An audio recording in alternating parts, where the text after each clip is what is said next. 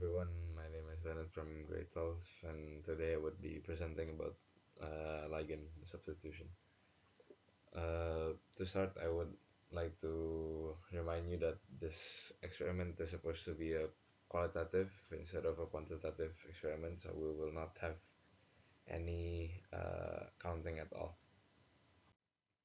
So first of all, we have the apparatus. This is the digital scale we need to use for the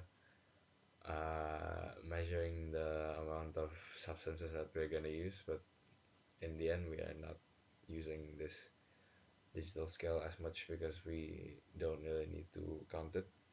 Now this is the test tube that we're going to do the reaction in. We use the test tube because we can get a fairly small sample, so that we are not wasting materials and we can observe the color change quite easily. This is the test tube stand, so that we can actually hold it without holding it in our hands. We have the spatula for mixing up the materials here, the substance that we're going to use, the complex. And we have the beaker glass so that we can dilute the complex before we put it into the test tube. And then we have the dropper also so that we can drop the replacement ligands to the test tubes. Now these are the three complexes that we're gonna use. The first one is CuSO4. The second one is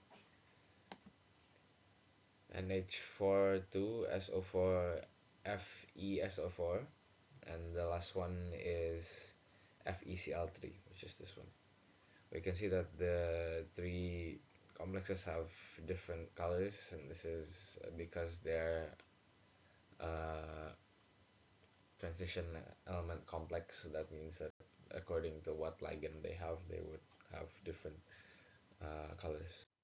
So for the first test, we are going to have CuSO4, and we're going to add HCl and NaOH to it.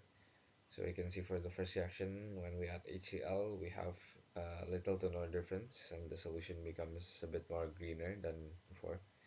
And for NaOH, we can see that precipitation forms, so that the color changes from blue to a bit darker blue. This is the chemical equation in which you can see that the ligand becomes this place. SO4 becomes OH, so SO4 becomes CuOH2, and NaOH becomes Na2SO4. For the second reaction, it's also the same. CuSO4 becomes CuCl2, so SO4 is substituted by chlorine, and Cl is substituted by SO4. So this is the second complex, which is FeCl3, and in this clip right there, I was adding HCl to it, and we can see there's virtually no difference for the first reaction. And now this is the aftermath of when I put the NaOH into the FeCl3 solution. You can see that red precipitation, almost orange precipitation forms. That means that the color was changed. And here's the chemical equation.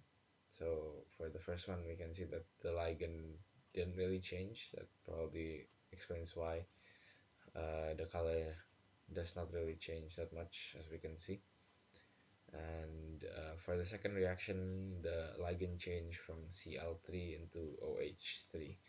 That's why we can see that the color is different, and it's probably coming from this complex right here, which is the FeOH3, as NaCl would usually be aqueous. This is the third complex, which is NH42SO4 FeSO4, and here we're just putting it into the test tube so that we can add the separate substances afterwards. Now we're adding HCl to NH4 to SO4 FeSO4. So we can see that the reaction doesn't really happen immediately on the first substance that we add, so the color change was not really that visible. Now we're gonna add NaOH, and immediately we can see that some precipitation has formed, and the color can be described as brick red. So that, as we can see here, the first reaction doesn't really produce a color change, and the second one produces a precipitate, and it becomes dark red.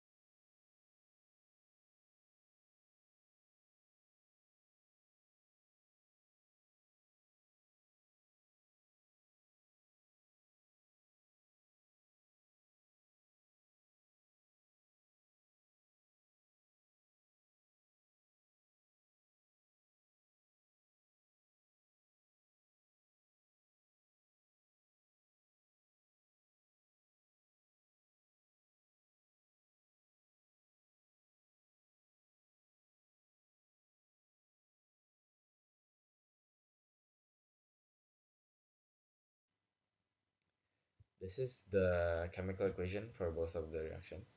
So for the first one, uh,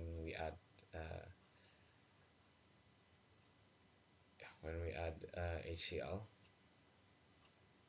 you can see that nothing really happens here.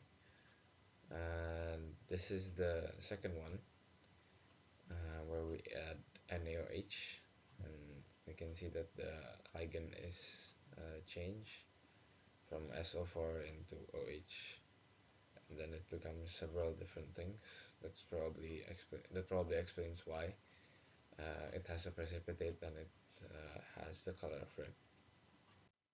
So, in conclusion, I would like to say that for anyone who's trying to do this experiment, you need to do it under fume hood if you're handling substances that may be harmful for you, and you should also wait for longer for the color to change, because for the first complex, we actually had the color change happen after we're done with the other experiments, so that took quite a while. But then the color change, so that the color change was actually more visible than it was immediately after the reaction was done. So the second thing that you need to do is to wait for the color to actually settle and everything to react, so that the reaction is as fair as possible. So that will be it for my presentation. I thank you for your attention.